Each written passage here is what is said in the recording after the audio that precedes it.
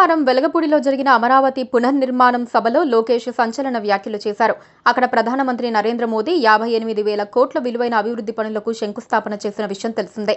ఆంధ్రప్రదేశ్ రాజధాని అమరావతి పునర్నిర్మాణ పనులకు వెలగపూడిలో ప్రధానమంత్రి నరేంద్ర మోదీ ప్రారంభోత్సవం చేశారు.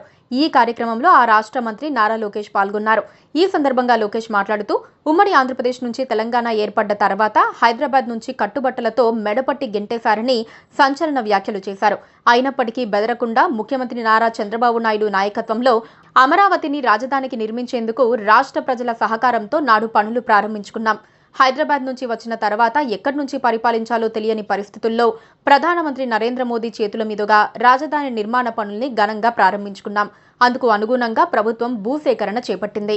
రైతులు స్వచ్ఛందంగా 1000 ఎకరాల భూమి ఇచ్చి రాజధాని నిర్మాణానికి మద్దతుగా నిలిచారు. ప్రాధాన్యత క్రమంలో అనేక నిర్మాణాలను పూర్తి చేశాం.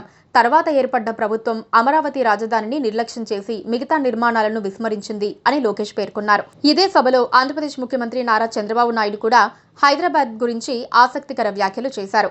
గతంలో హైదరాబాద్లో హైటెక్ సిటీని స్థాపించి ఐటీ విప్లవానికి నాంది పలికారని తెలిపారు. ఆ సమయంలో అప్పటి ప్రధానమంత్రి అటల్ బిహారీ వాజ్పేయి ప్రారంభించారని గుర్తు చేసుకున్నారు. అదే స్ఫూర్తితో ప్రధానమంత్రి నరేంద్ర మోదీ సహకారంతో అమరావతిలో అధునాతన క్వాంటమ్ వ్యాలీ టెక్ పార్క్ ఏర్పాటు చేయనున్నట్లు ప్రకటించారు. అందుకోసం ప్రముఖ కంపెనీలైన ఐబీఎం, టీసీఎస్, ఎల్ఎన్టీ వంటి దిగ్గజ సంస్థలతో ఒప్పందం కుదుర్చుకున్నట్టు తెలిపారు. గతంలో ఐటీ విప్లవానికి హైదరాబాద్ ఊతమిచ్చినట్టే క్వాంటమ్ విప్లవానికి అమరావతి నాయకత్వం వహిస్తుందని చంద్రబాబు నాయుడు ధీమా వ్యక్తం చేశారు. సిలికాన్ వ్యాలీ తరహాలో క్వాంటమ్ వ్యాలీగా అమరావతిని తీర్చిదిద్దుతామన్నారు. భవిష్యత్తులో పరిపాలనకు, ఆవిష్కరణలకు క్వాంటమ్ కంప్యూటింగ్ పునాది అవుతుందని చంద్రబాబు అన్నారు. 15 నెలల్లోనే హైటెక్ సిటీ నిర్మాణాన్ని పూర్తి చేసిన అనుభవంతో క్వాంటమ్ వ్యాలీని వేగంగా పూర్తి చేస్తామని వెల్లడించారు. అందుకోసం ఇప్పటికే ఎల్ఎన్టీ సంస్థకు స్థలం కూడా కేటాయించినట్టు తెలిపారు. ఐటీ విప్లవానికి నాంది పలికాను. హైదరాబాద్ని అభివృద్ధి చేశాను.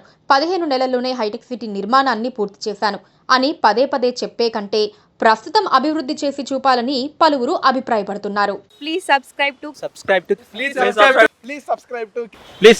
KTV Telugu KTV Telugu channel.